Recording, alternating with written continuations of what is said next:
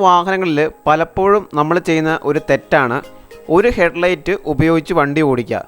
പക്ഷേ അത് നമ്മുടെ തെറ്റല്ല, വാഹനത്തിൻ്റെ ഏതെങ്കിലും ഒരു സൈഡിലെ ബൾബ് ഡാമേജ് ആയതുകൊണ്ട് നമ്മളത് അറിയാതെ വാഹനം ഓടിക്കുന്നതാവാം. പക്ഷേ ഇങ്ങനെ ചെയ്യുന്നതുകൊണ്ട് അവിടെ ഒരു വലിയ അപകടമാണ് ഒളിഞ്ഞിരിക്കുന്നത്.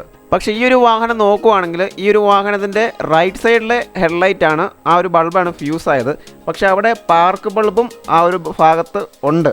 പക്ഷേ ഈ രണ്ട് ബൾബും ഇല്ലാതെ, ഒരു സൈഡിൽ ഈ ഒരു രണ്ട് ബൾബും ഇല്ലാതെ ഓടിക്കുന്ന നിരവധി പേരെ ഞാൻ കണ്ടിട്ടുണ്ട്.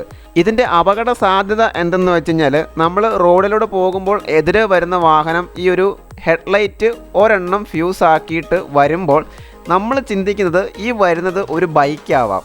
അപ്പോൾ അതിൻ്റെ അപ്പുറത്തെ സൈഡിൽ ആ ഒരു ഹെഡ്ലൈറ്റിൻ്റെ ഇപ്പുറത്തെ സൈഡിൽ ബോഡി ഒന്നുമില്ല. അതുകൊണ്ട് നമുക്ക് ആ ഒരു ബൈക്കാണ് വരുന്ന ആ ഒരു തോന്നലിൽ നമുക്ക് ഈ ഒരു അപകടം അവിടെ ഒളിഞ്ഞിരിപ്പുണ്ട്. പക്ഷേ ഈ ഒരു വാഹനത്തിൽ നോക്കുവാണെങ്കിൽ ബൾബ് ഫ്യൂസായ ഭാഗത്ത് പാർക്ക് ബൾബും ഉണ്ട്.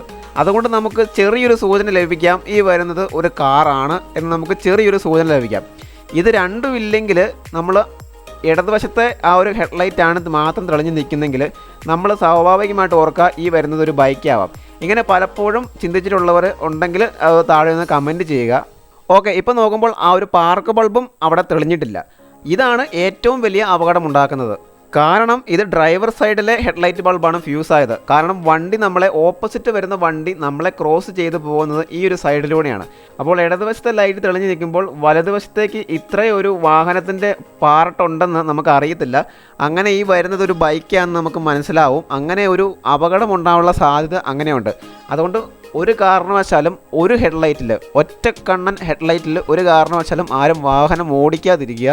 അത് വാഹനം ഓടിക്കുന്ന ആളുടെയും എതിരെ വരുന്ന ആളുടെയും സേഫ്റ്റിക്ക് വളരെ ഇമ്പോർട്ടൻ്റ് ആണ്. അപ്പോൾ ഈ ഒരു ഇൻഫർമേഷൻ നിങ്ങൾക്ക് യൂസ്ഫുൾ ആയെങ്കിൽ ചാനൽ സബ്സ്ക്രൈബ് ചെയ്യാൻ മറക്കരുത്. ഇതുപോലെ പുതിയ ഇൻഫോർമേറ്റീവ് ടിപ്സുമായിട്ട് ഞാൻ വീണ്ടും വരാം. അപ്പോൾ അടുത്തൊരു വീഡിയോയുമായിട്ട് കാണുന്നവരെ ഗുഡ് ബൈ.